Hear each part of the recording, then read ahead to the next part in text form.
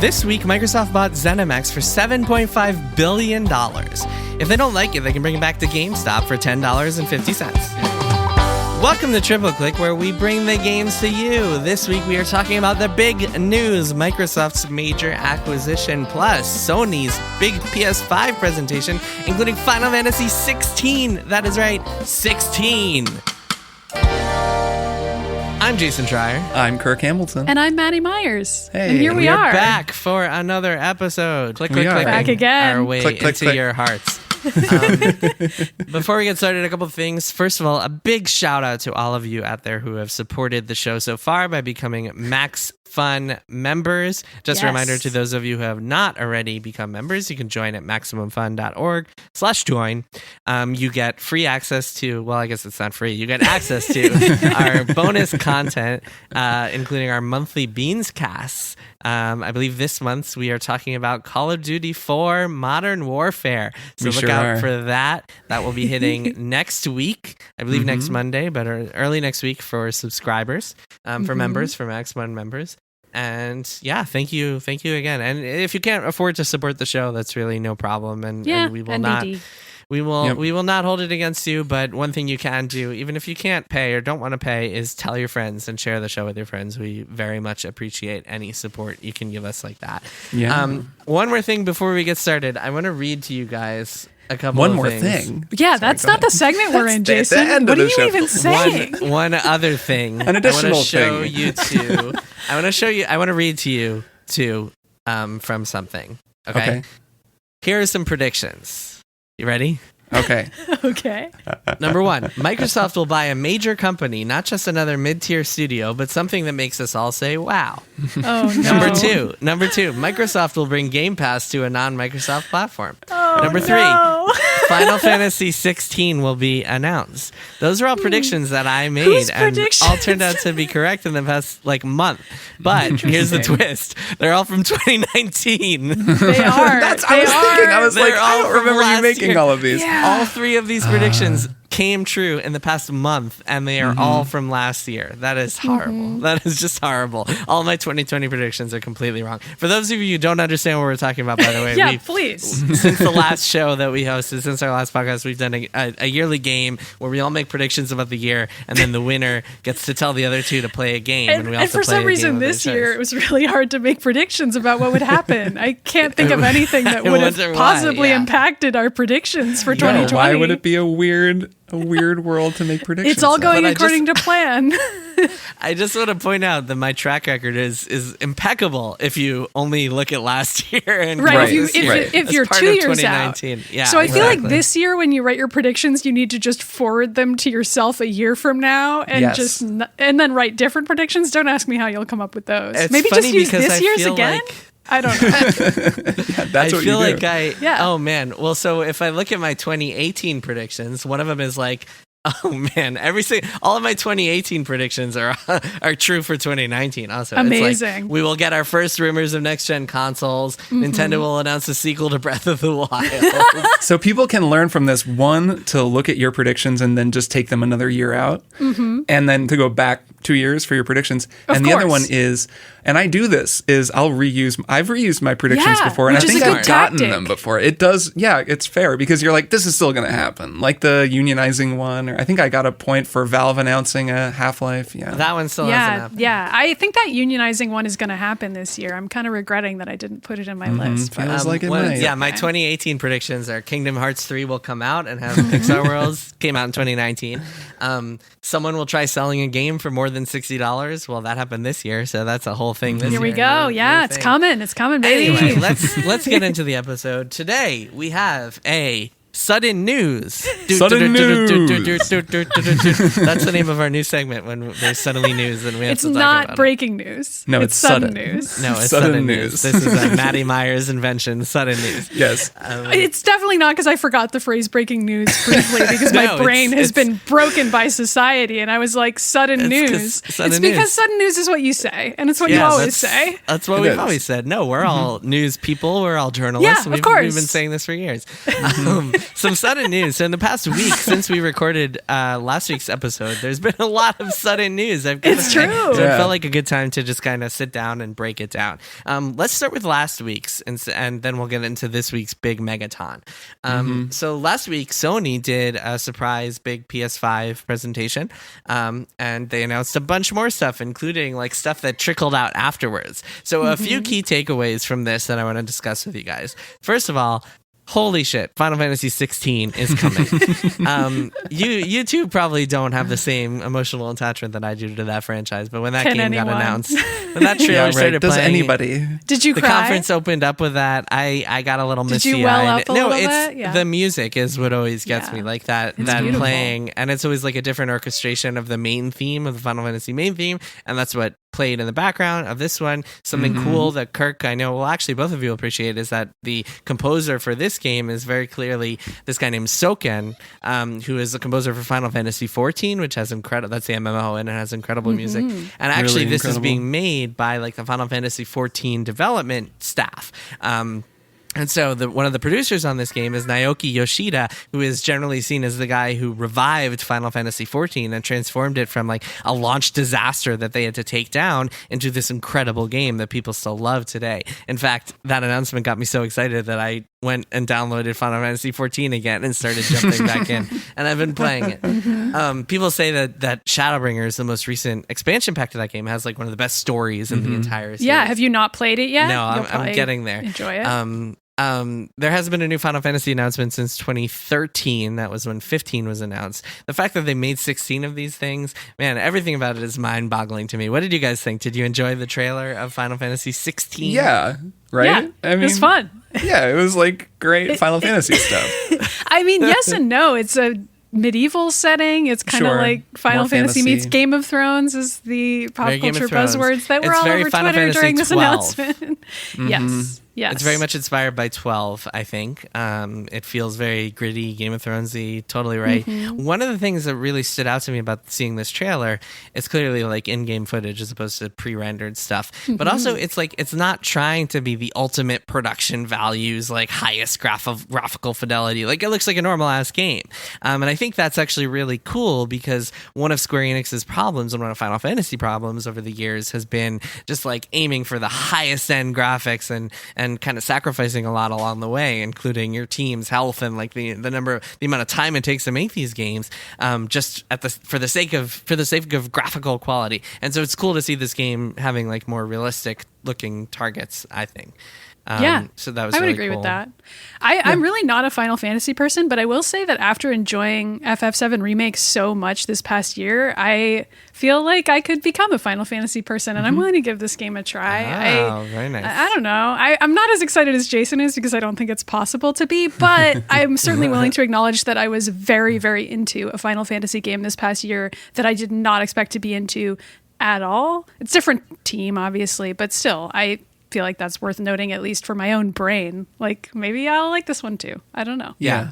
I feel that. I mean, I'm like not a Final Fantasy person, despite having played and enjoyed a lot of different Final Fantasy games. But I would say that I'm a Final Fantasy VII person, and that playing the remake made me realize that. Like, that's the only world where I'm like, I know all these characters and have made so many jokes and like know the music inside out and like have this kind of relationship with it. Even though, like, I like Final Fantasy Tactics probably better than any other Final Fantasy game, but 7 was the one. But yeah, playing that, I'm with you, Maddy. Playing that game and then talking about it with the two of you and like just having the experience of that game has made me be like, yeah, man, Final Fantasy 16, shit, I'm definitely gonna play it. Talk about it on this show. You know we're going to. So.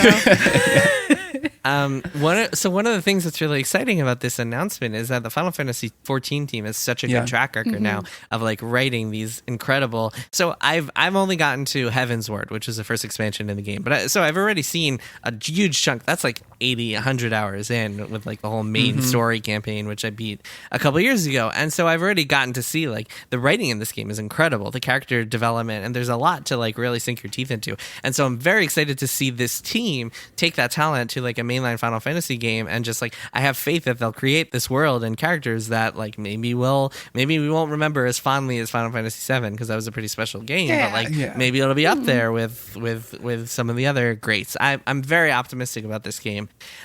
Also, one little tidbit is that I've heard from people who know the game, who have worked on the game or are familiar with the game's development, that it's actually been in development for at least 4 years in some capacity. Wow. So it's coming sooner than people think. Looks like a whole video game. And in the trailer, I was impressed. I went in expecting it to be like the Final Fantasy theme and like a chocobo claw and then like coming soon or whatever. And instead I was like, oh shit, like this is it feels like the whole story is done. Like it was all these different parts of the story and characters and like, you know, like you said, gameplay. I was like, oh, okay, cool. This is a video game that's going to actually come out probably pretty soon. Yeah, it feels very real. Yeah, it looks real. It doesn't look unreasonable. And I think 15 really set a terrible precedent with like, it was announced as Versus 13 in like 2008 or something like that, 2006.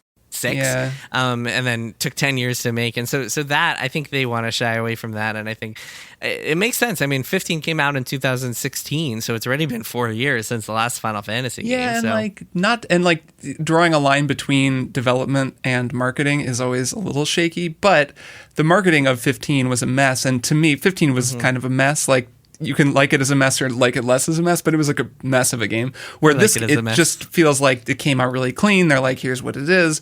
It seems really confident, and that makes me optimistic that the game will probably, hopefully, at least also be that way. Yes, so I am extremely excited. Other highlights of the presentation, God of War 2 was in there as a teaser. There's nothing to even talk about. It's just classic Chocobo Claw situation there. Classic, It's a real Chocobo Claw. That's true. Well, we got to see Kratos murdering a Chocobo by ripping feathers out of its If only, punching its eyeballs out. And it just cut to black really fast. Really weird trailer. I was not expecting that. We didn't get to see any more of Horizon 2, but we did get to see more of Demon Souls, which it turns out. So Sony did this weird thing where they like trickled out information afterwards. They actually put false information on some of the trailers, like Demon Souls they said was coming to PC and like other platforms, and that is not true. They did, and they said it was a PlayStation exclusive, but didn't necessarily say PlayStation 5 in the trailer. So we were having to update our news posts after the fact based on PR emails being so that was just them like putting the wrong bumper tag at the end of it. Which is not a good mistake. Not a great thing to do on terrible. your live stream. How do you do that? It's very clearly like we put this together very quickly. We also found out after the show that Spider-Man Miles Morales is coming to PS4, as I've been saying for like 2 months on this show. Like, hey, that game is definitely coming to PS4. As we've all been saying, I mean, that's been clear from the months. But it's still a relief. It'll be nice that more people can play that game. And Horizon Forbidden West is also coming to PS4, which that was actually surprising to me. Yeah, that surprised me too. I did not know that. And we found out the PS5's launch lineup, which is Miles Morales. There's that Sackboy platformer thing, and then Demon Souls. That's like the big selling point for this fall. And then here is the big bombshell. Sony essentially told us, without saying so, that their baseline for games is going to be $70 this next console generation. So the way they're doing it is Miles Morales itself. Remember, this is like a Lost Legacy style, like smaller game, so that's only $50, but then you package that with the Spider-Man PS4 remastered on PS5, and the whole package is $70. Some people said, no, that's just the case for this thing, but no, because Demon Souls is also selling for $70. Destruction All-Stars, which is one of the other launch games, also selling for $70. So it's very clear that this is the new baseline outside of this fall's games, which I think some of which, because we're in this weird cross-gen period, like Ubisoft has said all of their games will be $60 on next gen. I think starting next year, we will officially see the move across all publishers, all games, from $60 to $70. Man, how do you guys feel about that? Is it like about time? Is it scary? What do you guys think?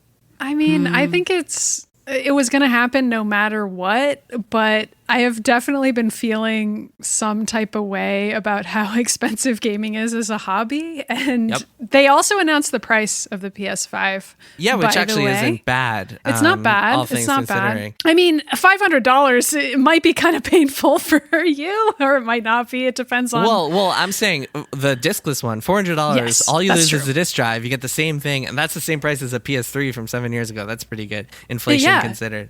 It's not bad, but I've definitely been thinking about it, just especially in light of the news, it's impossible for me to not factor that in because of the world in which we live. Like, we're looking at mass unemployment and a global recession that is probably unavoidable based on how the United States has approached this crisis. And I'm just like, man, these games sound expensive, and a whole lot of people aren't going to be able to buy them. And the people who can buy them are going to easily be able to afford them because upper middle class people are doing fine right now and other people aren't. So that's kind of a dark answer to your question, but that was really truly what I thought about it when I saw the announcement 100%. Of how much the console costs and the fact that games are going to be $70, is that I'm like, if wages had risen alongside this, then we would all feel like this was completely fine, but they haven't. And that's a problem. Yeah. So I thought about this as well and completely agree, like that just gaming is very expensive. A thought that I had that's related is that that's the new game thing. Like if you're going to be the person who plays all the new games, but there is now this subscription thing that's catching on where now Sony is doing this, and then Game Pass. Well, now, I mean, we'll get to the Bethesda news, but like Game Pass is about to become a hell of a lot more appealing. Yes. And so the big Xbox thing, to your point, is Xbox gives you for $35 a month, you can get an Xbox Series X and Game Pass, and it's like a financing plan. So if you want the affordable, if you don't have a lot of money and you want the affordable plan, like that's the way to go, assuming you can make your monthly payments, because I think the credit cards they're partnering with are very much counting on people to like not be able to, and then you get into serious trouble. I know, which is predatory and crappy, but as long as you're able to make the payments, if you're able to make them, it's a really good deal. Yeah. But yeah, Kirk, finish what you were saying. So yeah, anyways, that's basically it, is that there is also this world where this very expensive thing becomes more affordable in the way that a lot of things become like quote unquote more affordable, and that like we're given a line of credit and like we pay it off over time. But also old games, even slightly old games that are great that most people probably haven't had time to play, are almost like they're worth like $5 or $10 each. They're worth almost nothing. The same way that on PC you can get things for so cheap. Now, if you just like have PlayStation Plus or Game Pass, like, you just have so many games to play that it almost makes me think that there will be a new, maybe it's already the way that a lot of people play games. I guess it kind of is, given how many people tell me they play Game Pass games and just get whatever's on Game Pass, where you get all your games that way, and then like once or twice a year you're like, okay, and now there's the big new thing, which I guess will probably just be Sony games or Nintendo games, I guess, where you'll pay full price for those games, but most of the games that people play will be via some sort of service. That's kind of a better future, but which is a good segue into our next big topic, because this week, possibly the biggest gaming story of the year, or one of the biggest gaming stories of the year, is that Microsoft on Monday announced that it was spending $7.5 billion. That's almost twice as much as Disney paid for Lucasfilm, by the way, to buy ZeniMax, the owner of Bethesda, which is the makers of Fallout and the Elder Scrolls, and also has a bunch of other subsidiaries like id, makers of Doom, Machine Games, makers of Wolfenstein, and a couple of others. Arcane, of course, Dishonored, one of the show's favorites, the show favorites, and Prey, another show favorite. So this is a humongous deal.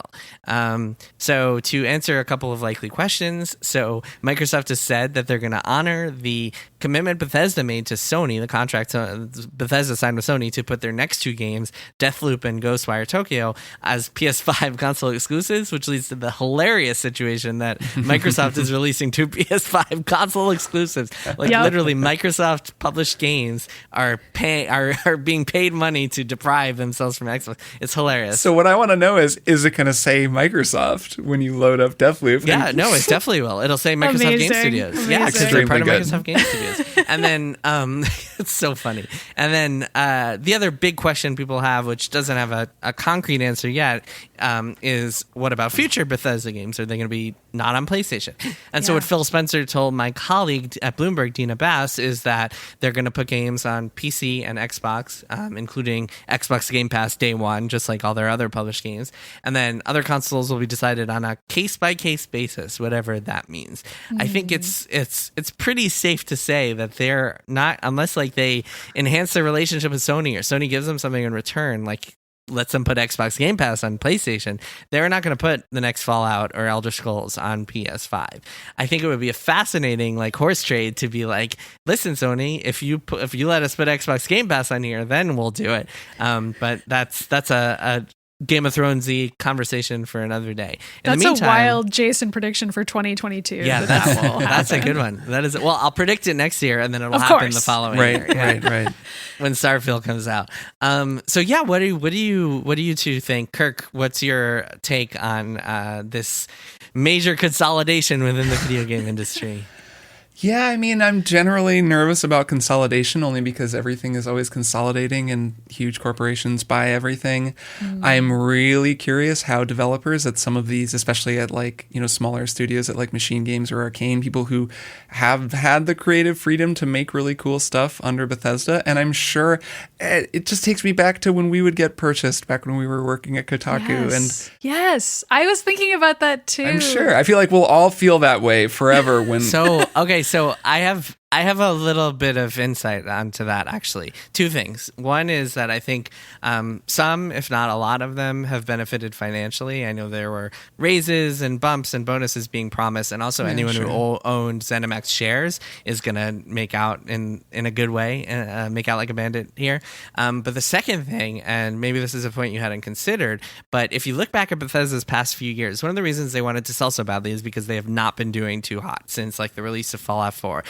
Prey, a lot of Arcane's games have been kind of flops or semi-flops. Prey, Dishonored 2, Fallout 76 was obviously a debacle.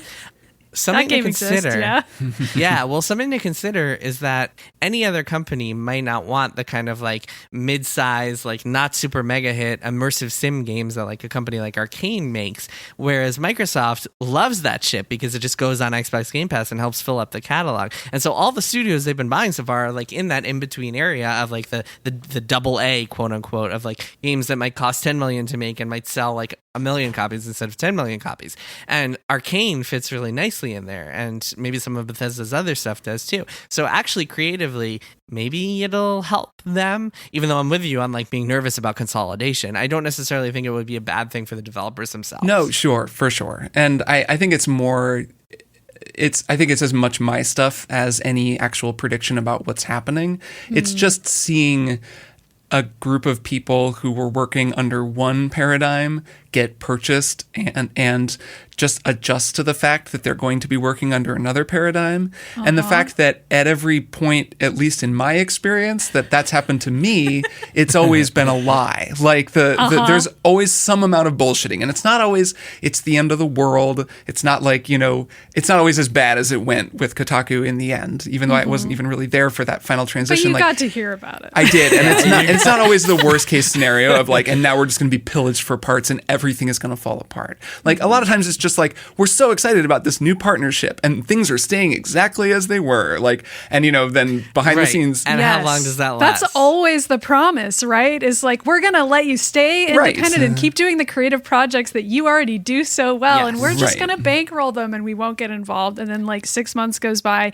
a year goes by, they're looking at your bottom lines and they're like, what if you made this into a service game? Like just an idea. Hey, we just have a few notes. And it turns out if you don't implement our notes, we are taking away everything from you. Right. And but we don't know if that's going to happen. 100%, especially with a company like Microsoft that just has a history of like big transitions and overhauls and changes over the past like decades, where like 1 year they'll be doing one thing. Even you look at Xbox, look at the Xbox One launch and like how quickly they pivoted from like that approach to something else and then something else entirely with Xbox Game Pass. I think some of those decisions have been pretty smart, but I do agree with Kirk about just the overall feeling of Microsoft acquiring something, because I know they've been eyeing this for a while. There have been rumors for a while about Microsoft making acquisitions. They've already made some acquisitions. We've talked about the Double Fine one on the show in the past. And so this isn't unexpected in that way, but it is still...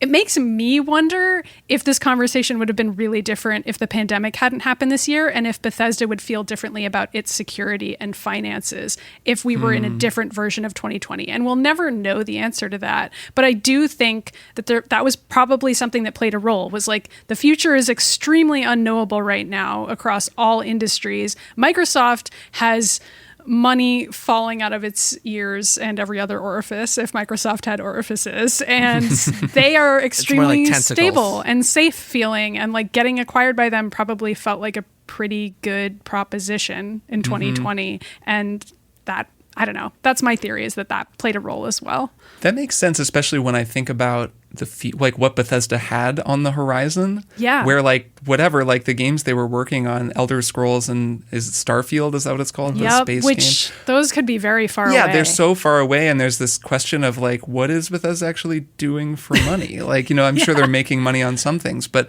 like Deathloop looks like it's going to be really cool, and I think the three of us will probably dig it, but it does seem like one of those games that some people will like, but it'll be kind of niche, and then it won't make enough money. And so, it does seem like a safe move for them. Yeah, so Bethesda does have... Well, so if you look at this from Microsoft's perspective, this is like a game changer for Xbox Game Pass. And I think it's entirely for Xbox Game Pass. Like, there's been a lot of takes. Oh, yeah. There have been a lot of takes about like, this is their next... this is their way of beating the PS5. I can promise you that like Microsoft does not give a shit about beating the PS5. Like, maybe some of their marketing people like... When you say beating, you mean selling more Xbox Series X than selling PS5. more consoles. Yeah.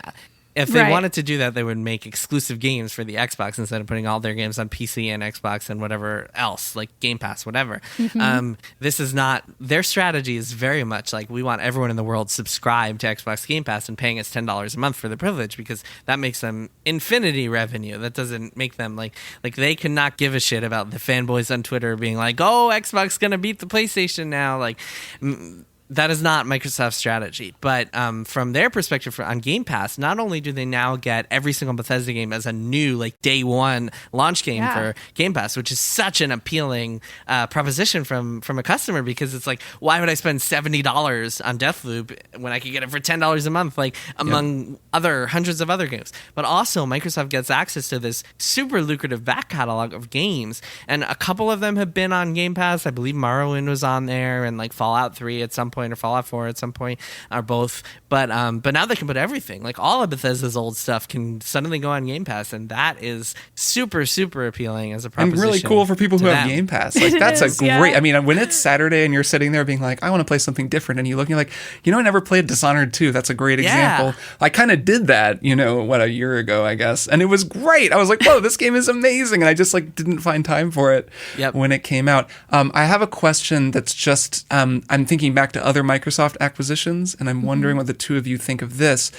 When Microsoft bought Mojang and now owns Minecraft, they did not make Minecraft into an exclusive for Xbox. Do you think that is some sort of a precedent here, and that could inform the chances of them making all these Bethesda games into Xbox exclusives? Jason, you're shaking your head. I feel like the genie was already out of the bottle on Minecraft, and you couldn't put it back in at that point. Minecraft it was already existed. Such a cross-platform sensation that buying Minecraft and making it exclusive would have pissed off so many people that it wasn't a worthy proposition to consider. Yeah, that makes sense. So that is true, but on second thought, I just had kind of like an interesting change of heart. Mojang did release a game recently, Minecraft Dungeons, which is actually pretty good. I played a bunch of it on the PC. Fun. They actually put that on Switch and PS4. And so that is an interesting, like if you're looking at Microsoft's overall strategy, that is an interesting precedent. Obviously, Microsoft has flirted with Nintendo a lot. They've put Cuphead on the Switch. They actually just announced last week that they were putting Ori 2 on the Switch in a Nintendo Direct, the one that had Hades, which we will get to later on today. So there is precedent for Microsoft being like, okay, we're going to keep it. So from that perspective, you could say, well, Microsoft has said they're going to keep Bethesda autonomous as a publisher, semi-autonomous as a publisher. So maybe if Bethesda wants to still put Fallout 5 or Elder Scrolls 6 or Starfield on PS5, maybe they still can. But I don't know. It's a tough one. It's a tricky one. It is a tough one, and I don't know where it'll go. They might not know yet, by the way. They might not have decided it. It's totally just I'm sure they don't. And like when I look to the future, it's just imagining a world where Fallout 5 isn't on PlayStation. I don't know. Really like it's one strange? thing. I mean, no, but like it's one. Oblivion and Morrowind were like Xbox 360 like exclusives or timed exclusives. Like, this is in the we're last just generation. not in that world anymore, though. Like, and while it's true of a lot of Sony exclusives, like those are like Uncharted is just like that's always been on PlayStation. It just feels crazy. And it might be that that's the new world. Like we're in a world that isn't like the world you just mentioned where, Oblivion came out on 360. We're in a different one. It could be we will be in a different one yet again. It's just that's wild. That'll be wild if that's the case. Yeah, although it's a good, like how much does it actually hurt Sony? Like Elder Scrolls 6 is going to sell 20 million copies, right? But Sony is still going to be raking in money with like people buying all of their games for $70. So the new Uncharted, the next Last of Us, the next God of War, like all the shit that they have in their stable, plus all the other third-party stuff. I mean, it goes back to the premise on the console war, which is that all three of these people, the Nintendo, Sony, and Microsoft, are all fighting different wars. Like they all have different objectives, so it's not zero sum with any of them, and they can actually all win. I don't know if Sony's tactic is actually going to work, but I've said it before. I really feel like Microsoft's makes a lot of sense, and this is just another piece in that puzzle where I'm like, great, you aren't focusing on hardware anymore. You don't have to worry about hardware shortages as much. You can just really pummel that Game Pass thing home. It just seems like it's going to come in handy for them. Whereas Sony, I'm like, yeah, I guess you're counting on the people who can afford $70 games and exclusives and like a really specific hardcore gamer niche that is, at least in my eyes, slowly fading away and becoming more of a world where people subscribe to a lot of services and they play some games. It's funny you say that because I felt like I had the opposite perspective. Like anecdotally, I was just hearing from people who were like looking to pre-order PS5s who would have never pre-ordered last generation. Well, and it feels like... Yeah. I mean, I feel like the PS5 is the one that you need the hardware. But Xbox is the one where you need Game Pass. Yeah, but I'm saying that niche of hardcore gamers, I think, has actually gotten way bigger. Like, I don't think it's a niche. And I think that my theory that I've been kind of ruminating on for a while is that the gaming audience, and especially the gaming audience for hardcore games, quote unquote, let's just say that to distinguish which is fake, from, but you know what I mean. Yeah. Just for lack of a better word, really. Like people who aren't just playing games on their phone, which there's nothing wrong with, but like people who are actually into console games. You know, weirdos.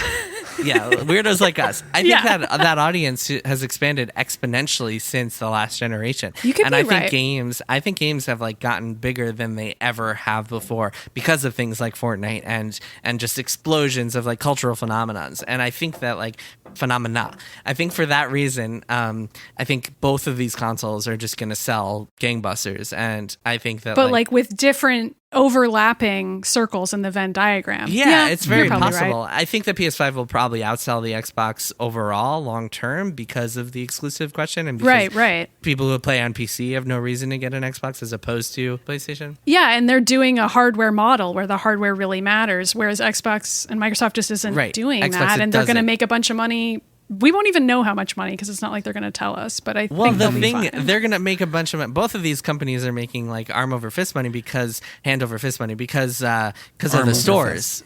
I was right the first time. No, I think hand over fist is correct. I'm trying to figure it out because if your hand goes over your fist, that's what the expression is. But why? Right. Anyways, who cares? Well, let's keep talking about video games. I guess so. Because both of them get a 30% cut out of every digital game sold in their stores, and they're both selling digital consoles. So like anytime anyone buys anything, they're just like getting free money. So they'll both be fine. But I think this generation is going to be even bigger than the last one was. And the last one was pretty big. And especially in the pandemic where everybody's jumping into games, having never played games before, like they're all bored looking for things to do. That's going to continue through next year. Like we're going to see record sales numbers, I think. I'm pretty bullish on the video game industry overall.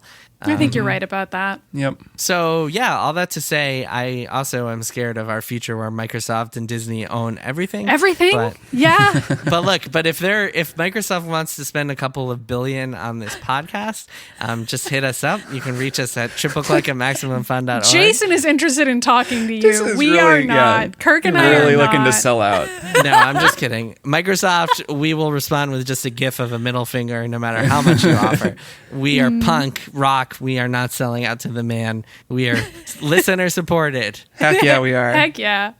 Feel free to play this clip in like 5 years when we sell out to Microsoft. Yeah, that's true. We just owned our future selves. Well, if Lindsey Graham can say that and then that's true. Get away no with it longer later matters on, what you say. Nothing matters. Nothing matters. True. All right, why don't we take a break and then we will get into one more thing. Hey, you like movies? What about coming up with movie ideas over the course of an hour? Because that's what we do every week on Story Break, a writer's room podcast where 3 Hollywood professionals have an hour to come up with a pitch for a movie or TV show based off of totally zany prompts. Like that time we reimagined Star Wars based on our phone's autocomplete. Luke Skywalker is a family man and it's Star Wars, but it's a good idea. Okay, how about that time we broke the story of a bunch of Disney Channel original movies based solely on the title and the poster? Okay, Sarah Hyland is a 50-foot woman. Let's just go with it, guys. Or the time we finally cracked the the Adobe Photoshop feature film. Stamp tool is your Woody, and then the autofill is the new Buzz Lightyear. Join us as we have a good time imagining all the movies Hollywood is too cowardly to make. Story Break comes out every Thursday on Maximum Fun. I don't know why I'm using this voice now. Readers have a lot of problems. How do you juggle your holds at the library? Well, how do you decide what to read next? What do you do when you find out an author you love is a huge trash baby? I'm Brea Grant. And I'm Mallory O'Mara. And we're the hosts of Reading Glasses. We're here to solve all your reader problems, and along the way, help you figure out your reader wheelhouse, which are the things that will absolutely make you pick up a book. Our listener favorites tend to be magic and a woman on a journey. And also birds for some reason. Your reader doghouse. Yeah, that's the things that'll make you avoid a book. Ugh, love triangles stress me out so much. Reading Glasses. Every Thursday on MaximumFun.org. And we are back. Kirk, Maddy, it is time once again for one more thing. Sure is. I'm going to go first this week because I know that at least Kirk and I are champing at the bit to talk about this one. My one more thing is Hades, a game that came to Switch last week and also came out of early access, so it's like an official 1.0 release.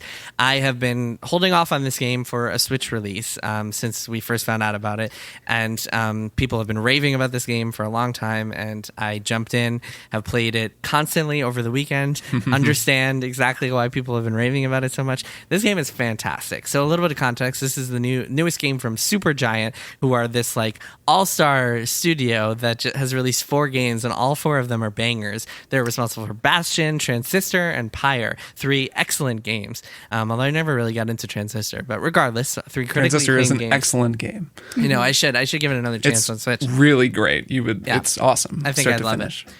But Hades, I like better than all of them so far, and I really liked Bastion and Pyre. Hades is a game, it's you play as the son of Hades trying to escape the underworld. It is a roguelike, so every time you go into the underworld, it's different, it's like procedurally generated world, so it's different levels. At each level, you get to kind of pick like which reward you're going to get next, and that is where the strategy comes into play, because you can build out your character based on the rewards you're getting. So like at the end of each level, you see 2 orbs or 3 orbs, and you can pick which one you want. Do I want to go and get a key that'll help me unlock my abilities later, or do I want to go get some coins that'll help me now? And a lot of the strategy is thinking like long-term rewards and stuff that carries on with your character over time, and versus short-term rewards and stuff that carries on with your character just for this run that you're doing.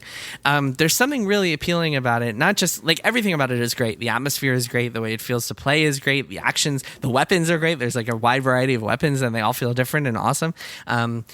The writing and dialogue is like top notch. The voice acting, the music, everything about this is just perfect. Did you talk about that yet? The art is amazing. Great looking game. The level of horniness is through the roof. Yeah, you may have noticed people all over social media talking about their Hades crushes. Their Hades crushes, yeah. There's a lot of people you can crush on in the game. I saw a fantastic gif of a woman streamer playing it, and she's just playing, and then she gets to like the character, the Ares character, and she just goes like, oh, and like she has this face of pure delight and horniness. It's hilarious. So anyway, the thing that I was going to say, the thing that I think is really appealing to people and to me in particular about it, is that it never feels like your run through the game is a waste. Like you never feel like you're wasting time.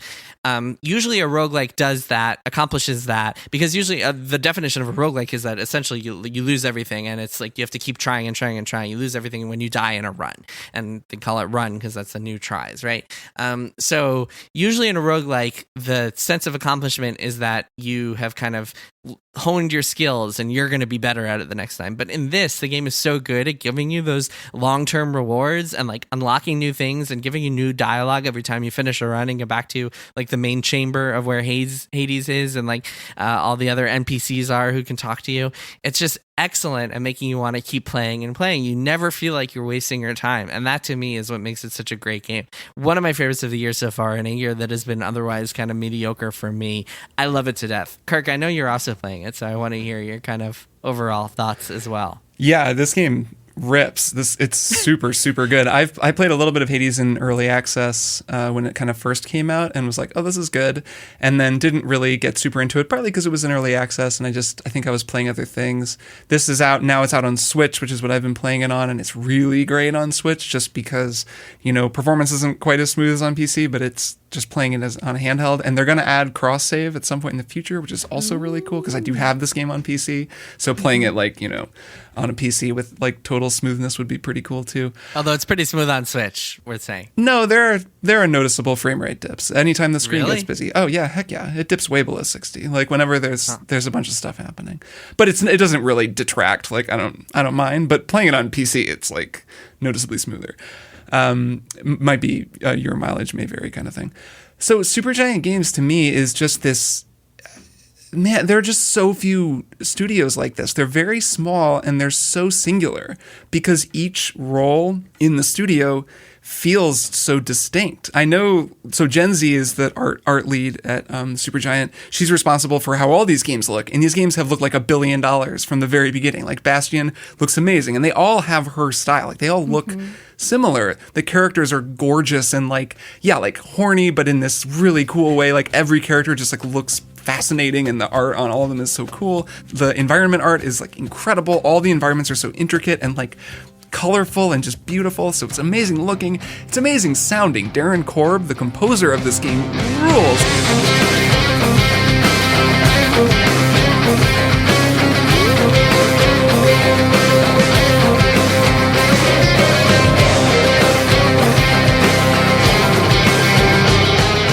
And he's ruled from the beginning. I mean, that was what made Bastion great. But also, the voice cast is great, and Logan Cunningham, who is this voice actor who's been working with them from the beginning, is great. Though I didn't know this until yesterday. Do you know who plays Zagreus, the main character? It's freaking Darren Korb. I found that out today, the audio director. Yeah. So that blows me away, because he's great. He's really good. He also plays Skelly, the training skeleton. He plays 2 characters in it. So that guy is a triple threat. But the music kills in this game. And a big part of it for me, I totally agree that when I'm playing, the fact that you're always getting the purple goo that you use to level yourself up long term and the keys to get you new weapons, and there's always a feeling that you're sort of making your way through it.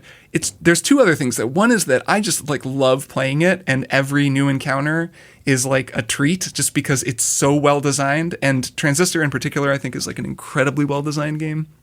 And you can just tell they've been playing with a lot of these design ideas for so long. And actually, Hades is their safest game, I would say. From a design standpoint, it's the safest.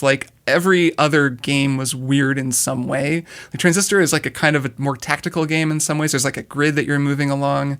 It's not as much of a just straight up Diablo feeling game the way that Hades is. And Pyre is really experimental to the point where I think a lot of people kind of bounced off that game. Weirdo sports game. Yeah, it's a basketball RPG. So those are but there are still these mechanical ideas they play with. Transistor, you'll really like that game, Jason. There's all this stuff with your build in that game where if you take damage, your weapons get damage too, so you have to switch your loadout in the middle of a fight and get by without that move that you were surviving on the whole time. And you realize how well balanced the combat system is, which is also true in Hades, where whatever weapon you're using, whatever you're fighting, it's going to be a total knockdown drag out fight that's going to be really exciting every time. So it's so well designed, and there's so much writing. It's nuts how much writing there is in this game. And that's Greg Kasavin, the lead writer and the writer of all these games.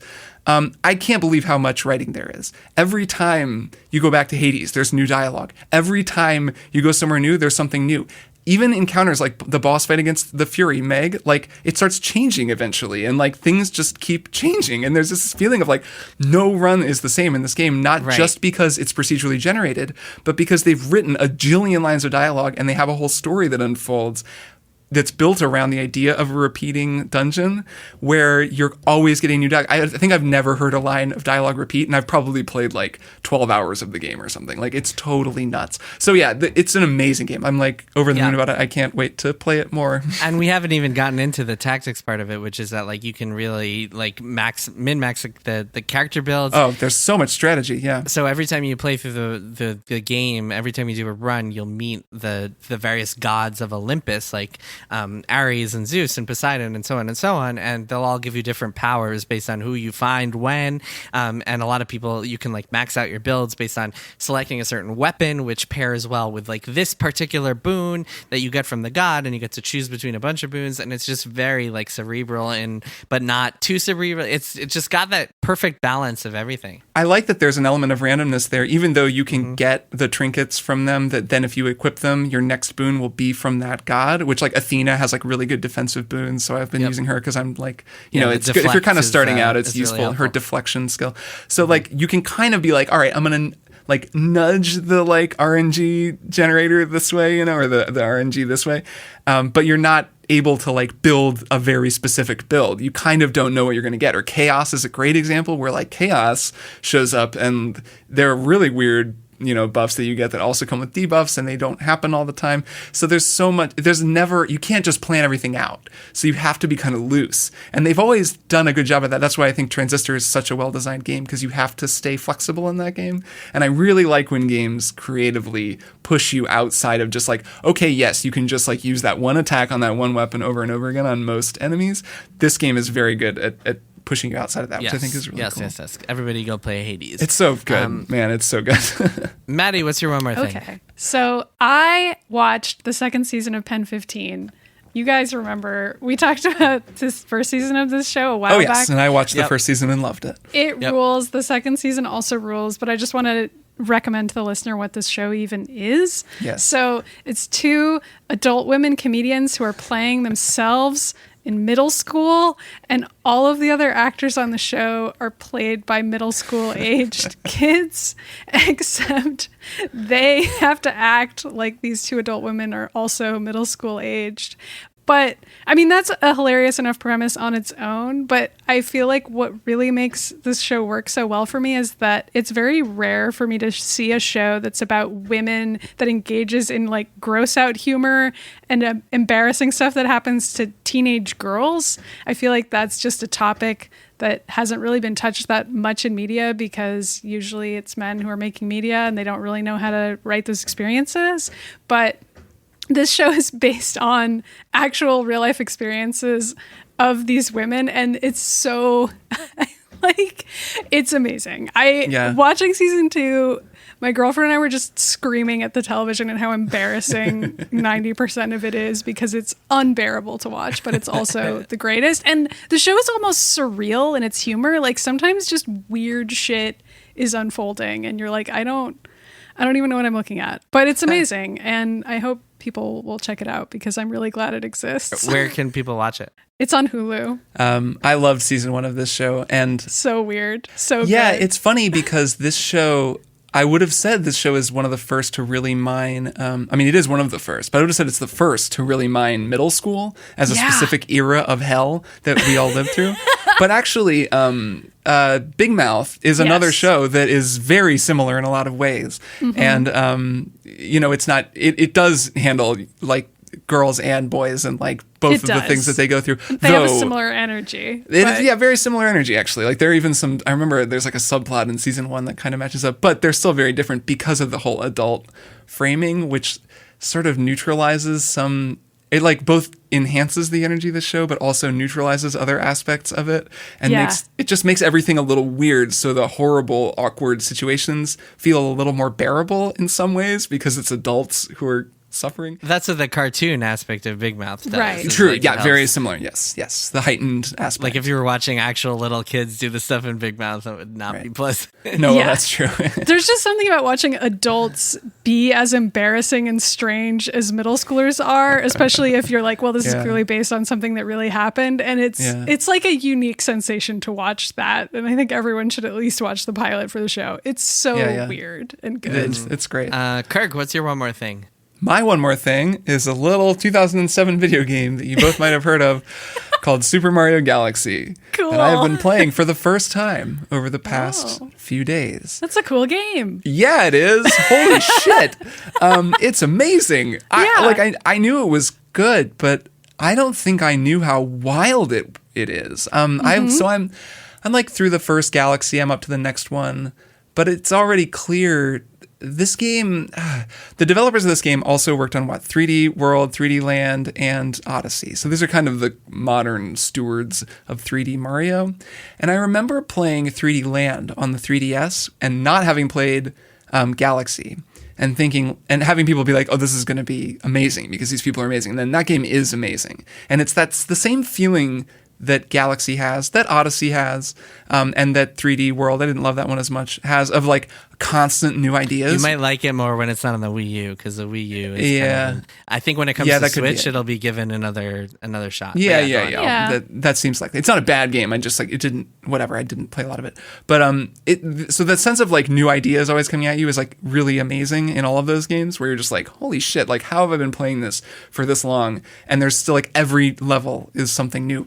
But Galaxy's fundamental idea, the way that it uses 3D space, the way that you're like walking around these little planets, that it uses gravity as a mechanic, like it's just totally mind-blowing. Like I'm like having vertigo half the time I'm playing this game, because the first time that you realize playing this, even having played all those other games, and I loved Odyssey, it was a great game, but when you walk up to the edge of a world in this game and you walk over it and the gravity holds you down and the camera flips over the side of the planet, there's nothing else like that. Like I've never seen something like that in a Mario game. And it blew my mind. Like the first time I did it, I guess I've seen people play this game, but it's just different when you're playing it yourself. And you realize, holy shit, this whole game's gonna be like this. And now I'm doing the thing where you're like bouncing from those gravity stars and like you flip from one planet down to another planet that's right near it, and your gravity, like you switch to a different gravity center. And it's just, yep, that's how the game works. And now you're walking around on this one. And it manages to be intuitive despite introducing these totally nuts ideas that I still don't really see in very many games. So it's really amazing. I mean, it's just an amazing game. I played a little bit with Emily also in like co-op mode. That was what I was going to ask you, because I remember liking the co-op mode in that game. Co-op mode is fun. It's really good. I like it better than co-op in Odyssey because she can really just sort of chill, and the game has got so much going on that like if it were more involved and we really needed to work together, it would be too much. But with her just like shooting stuff and, grabbing stars, then we're both just kind of marveling at whatever bananas thing is happening on screen at any given moment. It's so cool. It's such a trippy game. When it came out in 2007, I think it was 2007. Yeah, it was 2007. I was in college. This game happens to be extremely good paired with weed, and I can imagine college, if you happen to imbibe a little bit and enjoy this game. Of course. Just throwing that out there. Yeah, I can totally imagine it. Well, and that lets me segue into another thing I was going to say, which is that aesthetically, I think this game is on a different aesthetic level for me than any Mario game I've played. Like, I don't love the Mario aesthetic in general. Like, it's not a game I think of for its aesthetics. It's pleasing, but it basically everyone just looks like a like inflatable balloon kind of, and everything is really colorful, but just sort of like Clown Town. This game is really beautiful at times. Wait until you get the Clown Galaxy.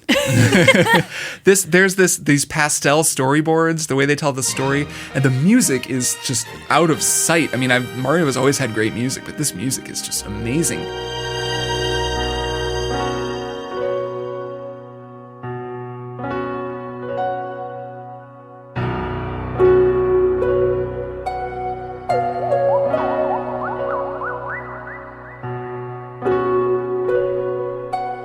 And it's going for this whole like kind of. It's really the orchestration, the way that it feels like there's an orchestra like scoring your movements. It's really cool. And the melodies, they're using a lot of like Lydian and a lot of these sounds that are just like really bright and sort of. It sounds like a '90s cartoon a little bit, like the sort of like explorer cartoon where you're in outer space and you're going to a new adventure. It's so adventurous. It's so friggin' good. I'm really amazed by it. Something worth noting, by the way, about the aesthetics is that they are so much better now because now this game is in HD. And when it came out in 2007, we did have HD games. Like 2006 was when the 360 and PS3 were like starting to release HD level games. And having this Wii game come out that was like 480, like didn't look great on like your big screen TVs at the time. And so now you can really appreciate it a lot more now that it's in high definition. It does look nice, though. I think it's really, I mean, the music and the art direction would work at any resolution. Like it's so amazing looking. I mean, when you launch off of one planet in a galaxy and just go flying in like a spiral around to another one. Oh, last thought is that it's really made me realize how many games draw from this, like playing Gravity Ghost, that really cool game. Like that game is totally like using the gravity mechanic, and then playing Outer Wilds, a game that I dearly love. Yeah. Before playing Galaxy, it's like watching Stranger Things before watching E.T. Like you're like, oh, well, these are both good, and I liked watching both of them, but now I see like they got a lot of ideas from the one thing. So, anyways, it's a wonderful game. I love it. I'm gonna play the hell out of it. Like I adore playing it. It's so good. Oh man, I'm so excited because there's so much stuff coming that will like. I know because every freaking level is like some amazing new thing. So I think that I'm sure that continues to the end. Well, yeah, and some of the galaxies are just like giant puzzles or like bonus mini games and stuff like that. And then it's really unfortunate that Mario Galaxy 2 isn't on there because that game like really takes everything. Yeah, I'll find a way to play it and like really takes it to the next level. Yeah, it's incredible. But I'm happy with Galaxy 1 for now. It's great. And I'm very excited. Okay, cool. So on that note, that is it for this week's episode. So it is time to say goodbye. Kirk, it is. Maddy, we will see you next week. Yep, see you both next week. Bye. Triple Click is produced by Jason Schreier, Maddy Myers, and me, Kirk Hamilton. I edit and mix the show and also wrote our theme music. Our show art is by Tom DJ. Triple Click is a proud member of the Maximum Fun Podcast Network, and if you like our show, we hope you'll head over to MaximumFun.org/join and consider becoming a member. Doing so helps support us and gets you access to an exclusive Triple Click episode each month. Find us online at tripleclickpodcast.com, on Twitter at tripleclickpod, and send email to tripleclick@maximumfun.org. Thanks for listening. See you next time.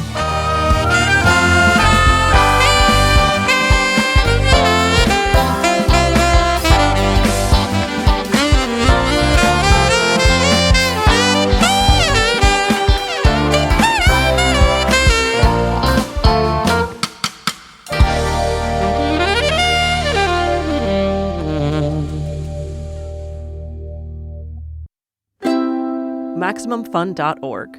Comedy and culture. Artist owned. Audience supported.